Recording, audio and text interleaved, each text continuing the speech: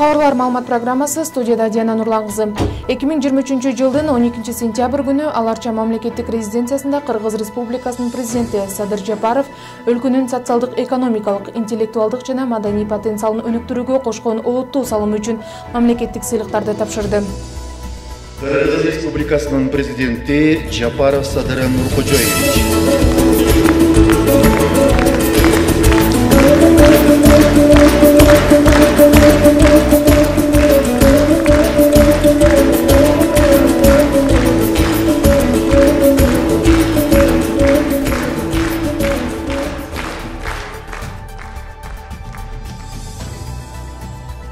Амансыздарбы, салтанаттуу жыйындын урматтуу катышуучулары, мамлекеттик сыйлыктарга татыган кадырлуу мекендештер.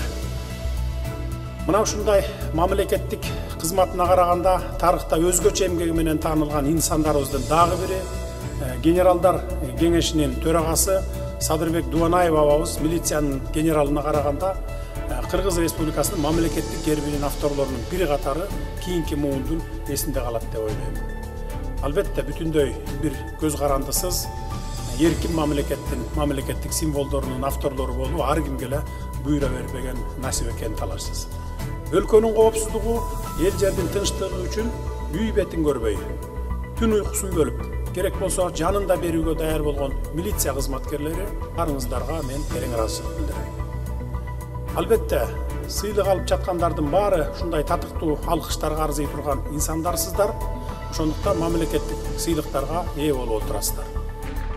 3-чү даражадагы Манас ордени менен Дубанаев Садырбек Мамбеталиевич, Кыргыз Республикасынын Ички иштер министрлигинин генералдар кеңешинин төрагасы.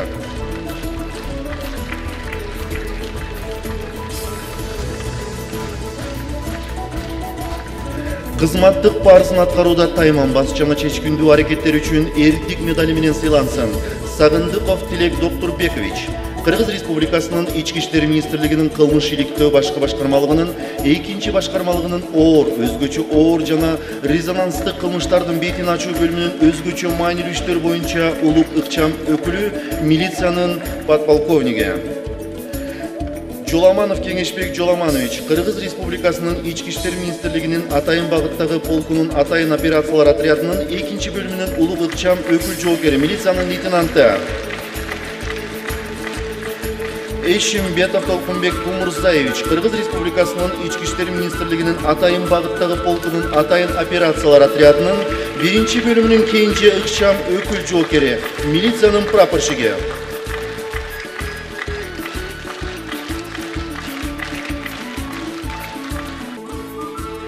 Кызматтык парызын аткарууда тайманбас жана чечкиндүү аракеттер үчүн Кыргыз Республикасынын ардак грамотасы менен сыйлансын Азам Кулджаев Фарух Сайдарбаевич, Кыргыз Республикасынын Ички иштер министрлигинин кылмыш иликтөө башкы башкармалыгынын 2-чи башкармалыгынын иликтөө бөлүмүнүн ыкчам өкүлү милициянын подполковниги.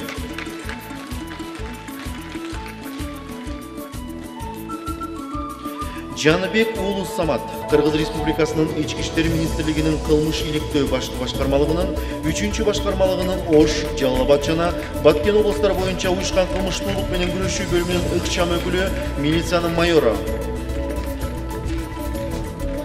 Шаршембиев Руслан Жеңишбекович, Кыргыз Республикасынын Ички иштер министрлигинин кылмыш иликтөө башкы башкармалыгынын 2-чи башкармалыгынын жогорку технологияларды колдонуу менен кылмыштардын бетин ачуу бөлүмүнүн башчысы милициянын майору.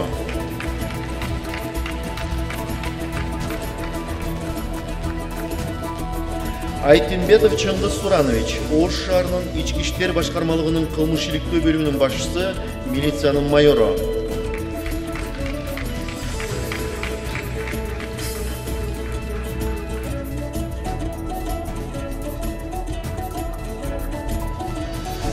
Нуралиев Тынчтыкбек Кадырович, Ош шаарынын Ички иштер башкармалыгынын тергөө кызматынын өзгөчө маанилүү иштерди тергөө бөлүмчөсүнүн башчысы милициянын капитаны.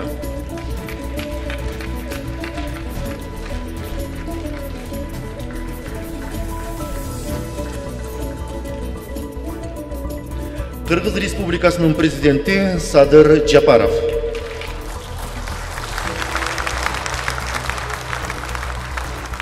15 15 сентябрь күнү Казакстан Республикасынын Түркистан шаарында көз карандысыз мамлекеттер шериктештигине мүчө мамлекеттердин ички иштер министрлер кеңешинин кезектеги жыйыны болуп өттү.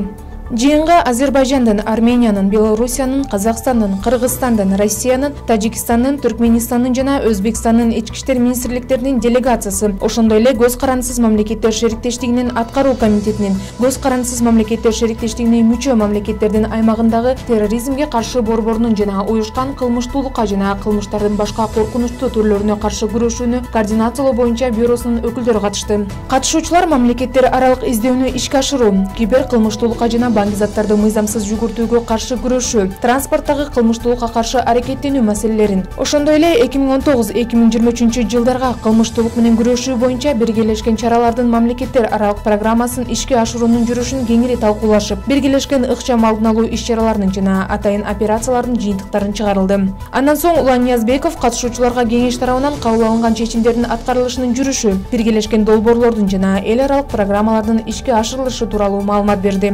Кыргызстандын ички иштер министри кесиптештерин КМШга мүчө мамлекеттердин бардык ички иштер министрликтеринин күч аракеттерин кылмыштуулук менен күрөшүү маселелеринин кеңири спектрина топтоону камсыздаган мамлекеттер аралык максаттуу программаларды ишке ашыруу боюнча биргелешкен ишмердүүлүктү мындан ары өнүктүрүүгө чакырды. Улан Ниязбеков өз ыйгарым укуктарын Казакстан Республикасынын ички иштер министри, полициянын генерал-лейтенанты Эржан Саденовго өткөрүп берип, ички иштер министрлер кеңешинин төрагасы кызматына ийгиликтерди каалады. Жыйындын жүрүшүндө акыркы жылдары чек аралар аралык уюшкан кылмыштуулуктун классикалык түрлөрү менен катар уюшкан кылмыштуулуктун жаңы түрлөрү да пайда болгону белгиленип, алар менен биргеликте күрөшүү керектиги айтылды. Андан сырткары, жыйында КМШга мүчө мамлекеттердин ички иштер министрликтеринин ортосунда укукка каршы жоосундарды жасоого жакындыгы бар адамдарга карата, анын ичинде КМШга кирген өлкөлөрдүн аймагында маалымат алмашуу боюнча иштерди улантуу сунушталды. Күн тартибинде каралган маселелерди талкуулоонун жыйынтыгында тараптар бир катар келишимдерге жана чечимдерге кол коюшту.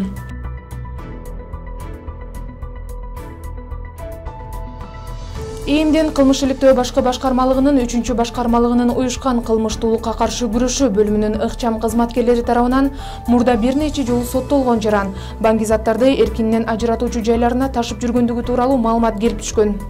Бул факт ИИБде катталган, алынган маалыматтардын негизинде мындан аркы иштеп чыгуу иштери жүргүзүлдү.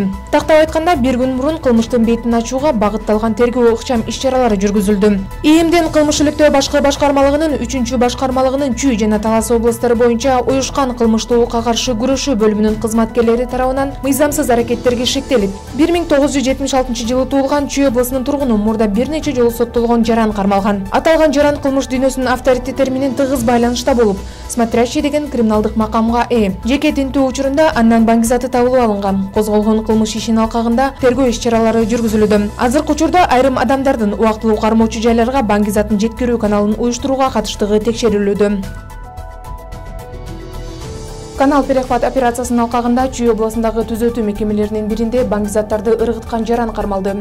ИИМдин баңги заттарды мыйзамсыз жүгүртүүгө каршы күрөшүү кызматынын кызматкерлери Москва районунун ички иштер башкармалыгынын жана Чүй областынын Москва районундагы жазаларды аткаруу кызматынын кызматкерлери менен биргеликте 42 жаштагы РА аттуу жаран баңги заттарды режимдик аймакта өткөрүп берүү аракеттенген учурда кармалган. Жеке текшерүү учурунда шектүү жарандан скотч менен оролгон 5 брикет табылып алынган. Алардын ичинде кара курайдан өзгөчө жытвар кочкул жашыл зат болгон. Алынган заттын салмагы 3 кг 40 грамм гашиш баңги заты, ошондой эле өсүмдүк тектүү жашыл түстөгү 844 грамм марихуана камтылган 2 пластик 1 литрлик бөтөлкөдө болуп, жалпы салмагы 3 кг 844 граммды түзгөн. Аталган факт боюнча Кыргыз Республикасынын кылмыш жаза кодексинин 282 беренесинин 1 бөлүгүндө каралган кылмыштын белгилери менен кылмыш иши козголгон. Кармалган жаран Москва районунун ички иштер бөлүмүнүн убактылуу кармоочу жайына киргизилди.